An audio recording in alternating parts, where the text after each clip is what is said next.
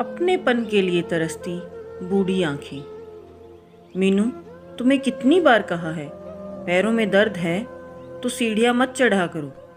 तुम्हें छत पर जाने की ज़रूरत क्या है? कपड़े सुखाने के लिए मुझे बोल दिया करो, मैं छत पे कपड़े डालने चला जाया करूँगा। तुम पैरों को तकलीफ मत दो। राकेश जी ने अपनी पत्नी से कहा, आप तो बस बातें बनाना जानते हैं। जब भी किसी काम का कहती हूँ तो भूल जाते हैं। कितनी बार कहा है कि कांता को वापस काम पर बुला लेते हैं, पर आप हैं कि मानते ही नहीं हैं। कांता मेरे काम का कितना बोझ हल्का कर देती थी और काम भी बिल्कुल सफाई से करती थी। उसकी जैसी दूसरी नौकरानी ढूंढने से भी नहीं मिल रही है। उसने थोड़े पैसे ही तो बढ़ाने को कहा था, बढ़ा देते आप।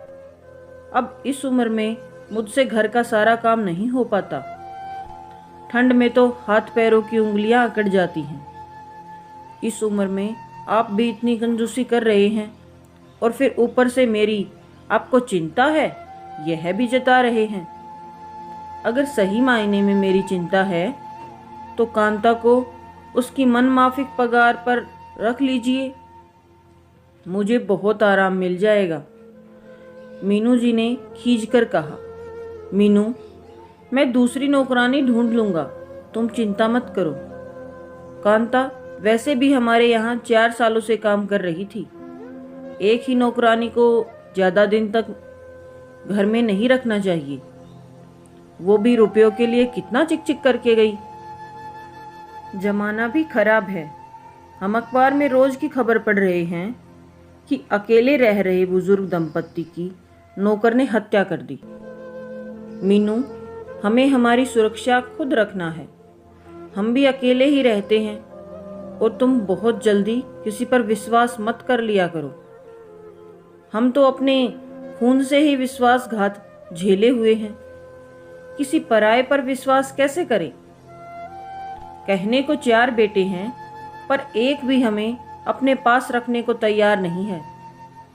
चारों को पढ़ाया लिखाया, इस काबिल बनाया कि बड़े अफसर बन गए, पर आज देखो मन बहुत कुंठित हो जाता है कि मेरे अपने बेटे अपने माता पिता को अपने साथ नहीं रख सकते। यह कैसी विडंबना है मीनू। बचपन में हम जिन बच्चों की आंखों में एक आंसू नहीं आने देते थे, आज बुढ़ापे में वे हमें खून के आंसू रुला रहे हैं। ईश्वर की भक्ति में क्या कमी रह गई जो उन्होंने हमें माता पिता बनने का सुख तो दिया, पर संतान के द्वारा प्यार और सम्मान का सुख हमें नहीं दिया। यह हमारे ही पिछले जन्मों के कर्मों का फल है। कहते हुए राकेश जी की आंखों से झरझर आंसू बहने लगे। आप अपना मन मत दुखाइए, हमारे कष्ट की कहीं कोई सुनवाई नहीं होने वाली।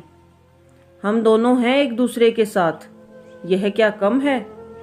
जिन दंपत्ति की कोई संतान नहीं होती है, वे भी तो अकेले रहते हैं।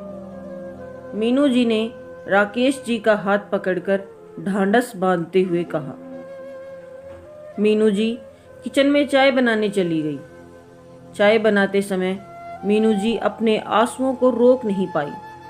मन ही मन यह सोचकर वेदना और बढ़ गई कि शादी के 6 सालों बाद ईश्वर ने उनकी गोद भरी। उसके बाद 4 बेटों की मां बनने का सौभाग्य प्राप्त हुआ, पर जिसे वह सौभाग्य समझ रही थी, असल में वह दुर्भाग्य निकला। ये कैसी विडंबना है कि संतान सुख के लिए जवानी में तड़पे और बुढ़ापे में उनके प्यार अपनताओं को तरस रहे हैं। इससे अच्छा तो निसंतान ही रहते। जीवन की परीक्षा अंतिम सांस तक चलती रहेगी। मीनू जी ने बड़े जतन से खुद को संभाला और चाय बनाकर राकेश जी को दी। दोनों पति पत्नी चाय की चुस्कियों संग अपने गम को खुशी में परिवर्तित करने की कोशिश करने लगे। दोस्तों, हमें अपने माँ बाप के साथ ऐसा करने से पहले सोचना चाहिए कि कल को हम भी माँ बाप बनेंगे, हमारे भी बच्चे अगर हमारे साथ ऐसा करेंगे तो हम कैसे जी पाएंगे। जैसा हम आज बोएंगे कल को हमें भी वो ही काटने को मिलेगा। मेरी आप सभी से यही विनती है कि अपने माँ बाप का दिल कभी भी ना दुखाएं, उनका बुढ़ापे में सहारा बने। आपको हमारी ये कहानी कैसी लगी हमें कमेंट कर ज़रूर बताएं। अगर आपको ये कहानी पसंद आई है तो वीडियो को लाइक करें, चैनल पर नए हैं तो चैनल को सब्सक्राइब जरूर करें। Thank you. Thanks for watching.